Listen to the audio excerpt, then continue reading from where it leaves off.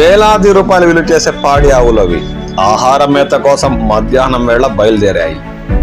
ముందే తెగిపడి ఉన్న విద్యుత్ తీగలు ఆ పాడి పశువులకు తగిలి సంఘటనా స్థలంలోనే ప్రాణాలు విడిచాయి.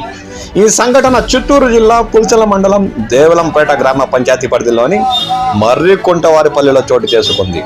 మర్రికుంటవారిపల్లి చెందిన రైతు మధునాయుడుకు చెందిన 2 పాడి ఆవులు మేత కోసం పరిసర ప్రాంతాల్లోని అటవీ ప్రాంతానికి వెళ్తుండగా ముందుగానే తెగిపడి ఉన్న విద్యుత్ తీగలు వాటికి తగిలి అవి సంఘటనా స్థలంలోనే గిలగిలా కొట్టుకుంటూ ప్రాణాలు విడిచాయి. అది గమనించిన పరిసర ప్రాంతాల్లోని పాడి రైతులు తక్షణమే విద్యుత్ శాఖ అధికారులకు తెలియజేశారు. వారు చేరుకుని సంఘటనా స్థలాన్ని పరిశీలించారు. ఈ 2 పాడి పశువులు మృతి చెందడంతో రైతుకు దాదాపు 1,60,000 రూపాయలు నష్టపోయినట్లు స్థానిక రైతులు తెలిపారు. ఈ సంఘటనతో స్థానిక పాడి రైతులు తీవ్ర భయాందోళనకు గురవుతున్నారు.